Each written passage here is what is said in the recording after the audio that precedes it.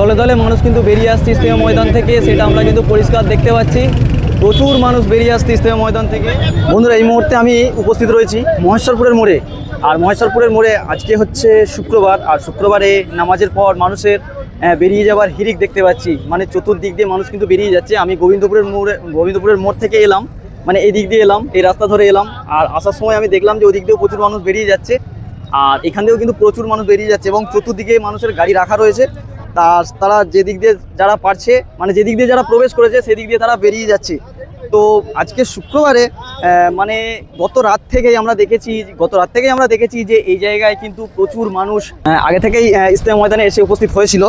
তো আজকে মানে শুক্রবারে যারা নামাজ পড়ার জন্য বিশেষ করে টার্গেট রেখেছিল তারা কিন্তু আজকে বেরিয়ে যাচ্ছে। তো আমি এখন ওদিকটা যাব, মানে এখন আমি মহেশ্বরপুরের মোড়ের যেদিকে ইজতেমা তার অপোজিটে রয়েছি, মানে হাইওয়ের অপোজিটে রয়েছি, এবং আমি ওদিকে যাব এবং ওদিকে গিয়ে আমি তোমাদেরকে এখন দেখাবো যে পরিবেশটা ঠিক কীরকম রয়েছে।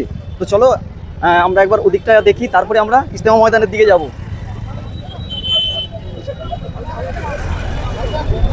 দেখো, এটা হচ্ছে মহেশ্বরপুরের মোড়, তোমরা দেখেই বুঝতে পারছো, যাকে মহেশ্বরপুরের মোড় বলেই আমরা সকলে চিনি।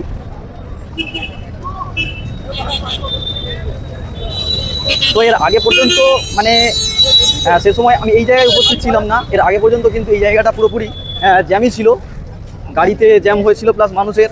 আর প্রবেশের সময় মানে সকাল থেকে এই রাস্তা কিন্তু পুরোপুরি মানে একেবারে ব্লক হয়ে গেল গাড়িতে। আমরা ওদিকটা একটু ঘুরে আসি, তারপরে আমি বাইক নিয়ে ওদিকে যতটা ইজতেমা ময়দানের দিকে যতটা যাওয়া যাবে আমি সেই ততটাই যাবো।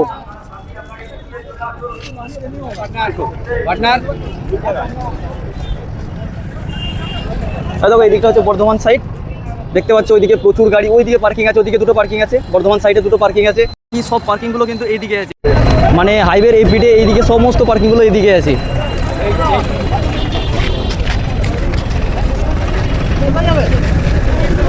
আর 17 নম্বর রুট হচ্ছে এটা, 17 নম্বর রোড বন্ধ করে রেখেছে। 17 নম্বর রোড কিন্তু বন্ধ করে রেখেছে এখন পুলিশে, দেখতে পাচ্ছ ব্যারিকেড দিয়ে বন্ধ করে রেখেছে। আর এদিকটা খুলে রেখেছে শুধুমাত্র গাড়ি আসার জন্য।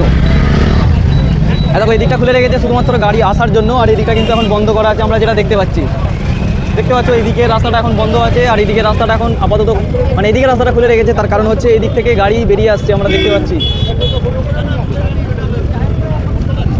দলে দলে মানুষ কিন্তু বেরিয়ে আসছে ইজতেমা ময়দান থেকে, সেটা আমরা কিন্তু পরিষ্কার দেখতে পাচ্ছি। প্রচুর মানুষ বেরিয়ে আসছে ইজতেমা ময়দান থেকে, যারা শুক্রবারে মেনলি নামাজ পড়ার টার্গেট রেখেছিল সেই সব গাড়িগুলো কিন্তু বেরিয়ে আসছে হু হু করে। দেখো, ইজতেমা শেষ নয়, আজ থেকে ইজতেমা শুরু, এবং প্রচুর মানুষ এসে ঢুকছেও এবং প্রচুর মানুষ কিন্তু বেরিয়ে যাচ্ছে। মানে বিশেষ করে যারা শুক্রবারে নামাজের টার্গেট রেখেছিল তারা কিন্তু এখন বেরিয়ে যাচ্ছে, আর প্রচুর মানুষ এখন কিন্তু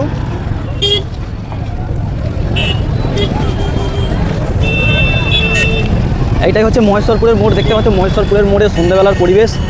প্রচুর মানুষ কিন্তু এখন বেরিয়ে যাচ্ছে এদিক ওদিক দিয়ে, আর যাওয়ার রাস্তাটা পুরোপুরি কিন্তু এখন বন্ধ করে রেখেছে। তো এইদিকে আছে পার্কিং, আমি এদিকে যাব এবং এইদিকে গিয়ে ওখানে বাইক রাখবো, রেখে তারপরে ইজতেমা ময়দানে যাব, বুঝতে পারছো।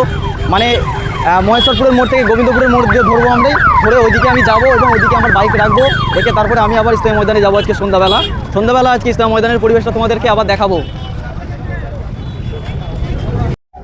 দেখো, আমি এই মুহূর্তে কিন্তু এসে উপস্থিত হলাম বিশ্ব ইজতেমার পার্কিংয়ে। এখানে আমি আমার বাইকটাকে জমা করলাম এদিকে, এবং এখান থেকে আমি কিন্তু এবার যাব ইজতেমা ময়দানে।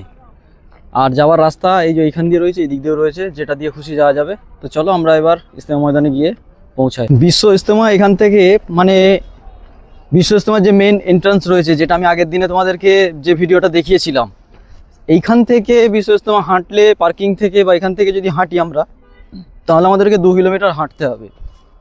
2 কিলোমিটার হেঁটে আমরা ইজতেমা পৌঁছাবো।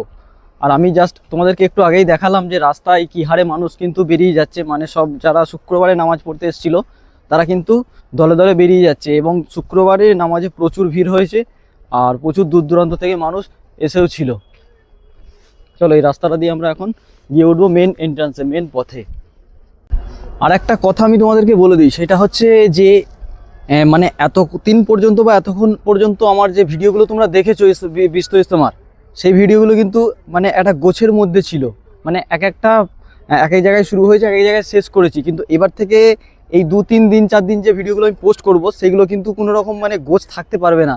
তার কারণ হচ্ছে কখন কোথায় কিভাবে আপলোড করব সেটা আমি নিজেও জানি না, কারণ এখানে নেটের প্রচুর সমস্যা।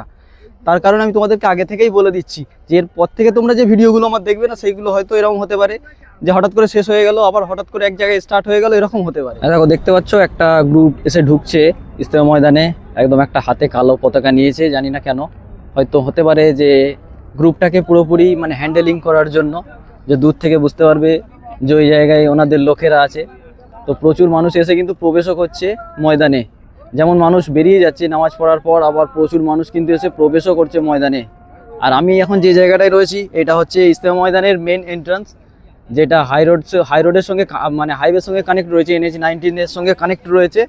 আমি এখন সেই জায়গাটাতেই রয়েছি এবং দলে দলে মানুষ কিন্তু ইজতেমা ময়দানে এসে প্রবেশ করছে, যারা আগামী 2-3 দিন এই ইজতেমা ময়দানে থাকবেন।